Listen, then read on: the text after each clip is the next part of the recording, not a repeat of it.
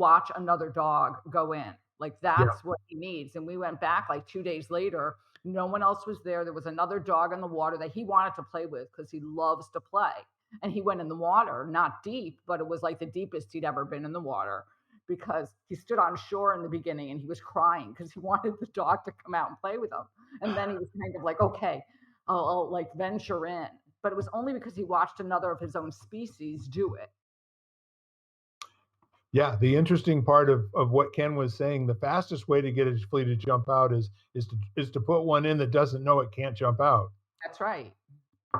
So Mhm. the really interesting part, I mean, I've watched many movies. You have too, Stand and Deliver, the Jaime Escalante story, where he just decides that he's going to teach what ninth graders to do calculus, uh, and it just goes on and on. There was a real famous superintendent of schools in Illinois, not in Chicago, who completely transformed a whole school district. And then it's almost like it died on the vine. We stopped hearing about it. But these kids went from a dropout rate that was pretty, par with other cities and what have you, to get a 95% graduation rate, and kids that were fluent in at least one other language besides English, and a large portion that did really well on their CAP tests, and they led the entire state. They went from being a really, you know, this is a lost cause type of a school district, and this superintendent changed everything.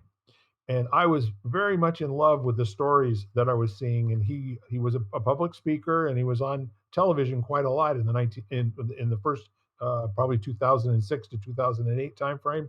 Then I never heard of him again.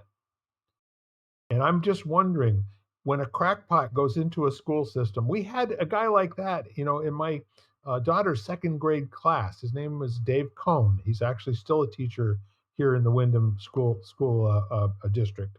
But he was a clown. He was a real clown in France, and his clown name was Opa, and he was this dynamic 6'3", well conditioned professional clown that had worked with circuses and everything in the United States as well. And he had this take on children. You don't have to tell them much. You only have to show them once. Then you get somebody else to replicate that behavior. Then you put them in charge of showing other kids how to replicate that behavior. So he came to our house probably 3 years ago when my both daughters were here, and he just showed up because he'd moved back into the area again. Now we're talking, I don't know, 35 years later. And he was sitting there glowing, talking about how Heidi and this other gal and another guy and Andrew, and they would just run the class. Second graders, And of course, he was going against the grain in almost every respect possible for all the other school teachers and, principal and the rest of it. But he had the best results of anybody in the building in terms of their performance. Nobody was ever sick from his class. If they were, they still had to go to school. Man, I can't not be there. So he had developed this method of empowering the students to empower each other and to help each other get their homework done and get everything done.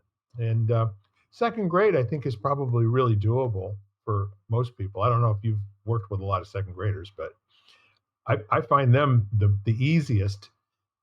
They get things much more quickly. They don't give it an awful lot of analysis. They make their decision early on. They're either with you or they're not. And he was a master at, and both of my girls idolized him. Absolutely. So I don't know who's going to be the flea that teaches the rest of the fleas that you don't have to, you know. And the other thing we used to say when I was coming up, 21 years old, live fast, die young, leave a beautiful corpse. That in the electronics industry, that's how we partied and played and got 3 hours of sleep every single night and still made demanding things happen. So, the meaning of life.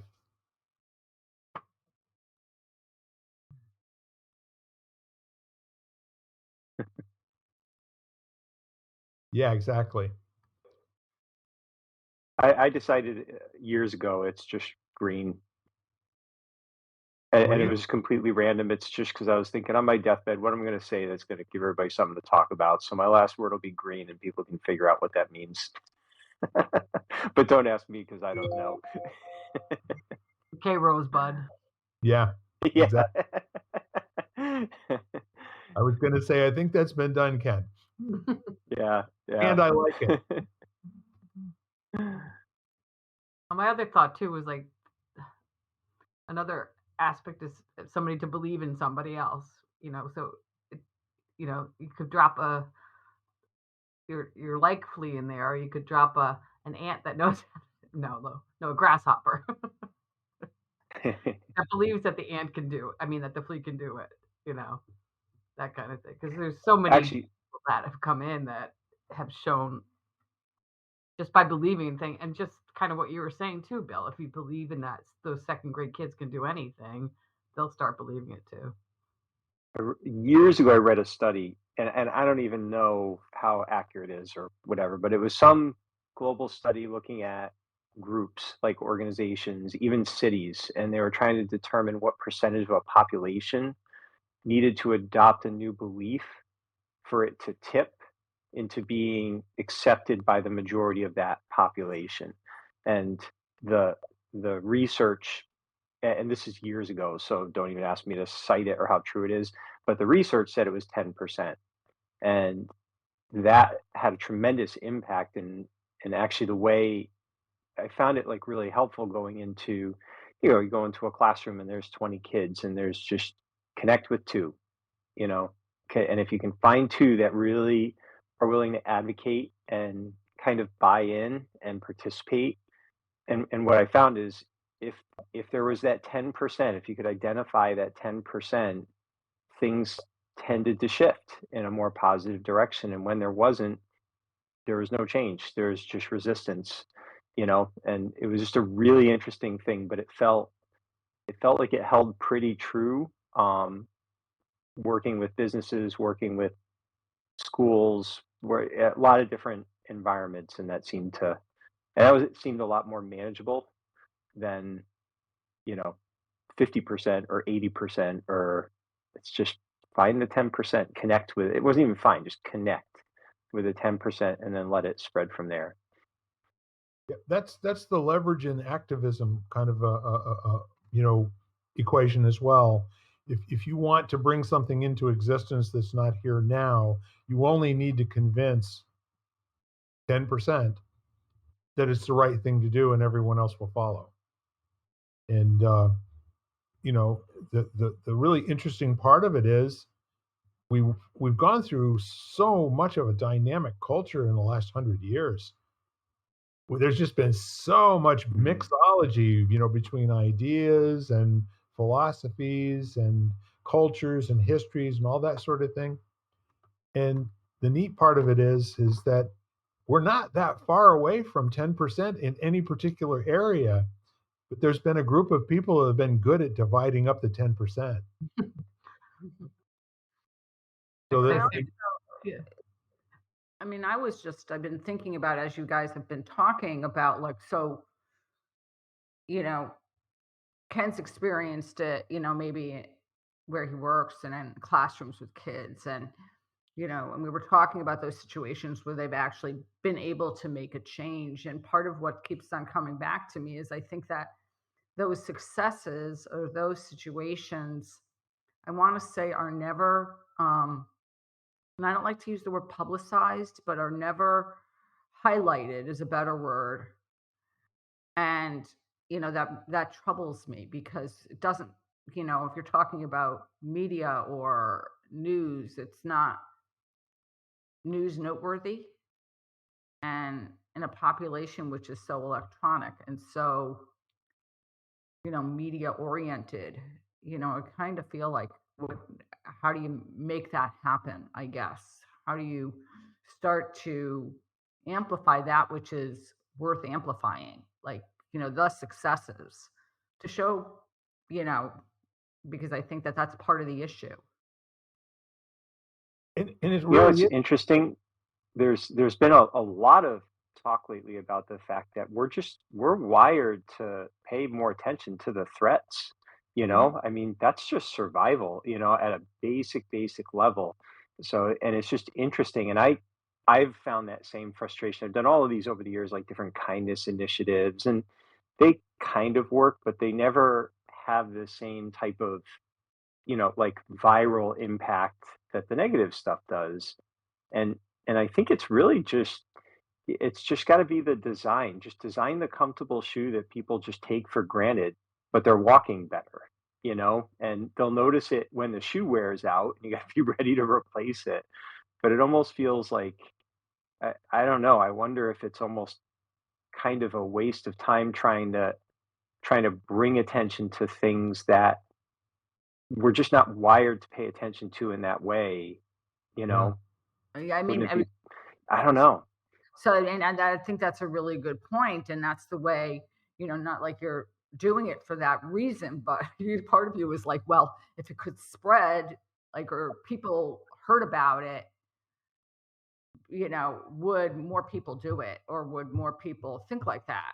And, and so, I guess because I hear from people that are in, that I've spoken to a number of times where, like, there's, only, you only bad stuff happens kind of thing in the world, and I'm like, of the exact opposite. I'm always like, oh, there's so much good in the world, Yeah, I and agree.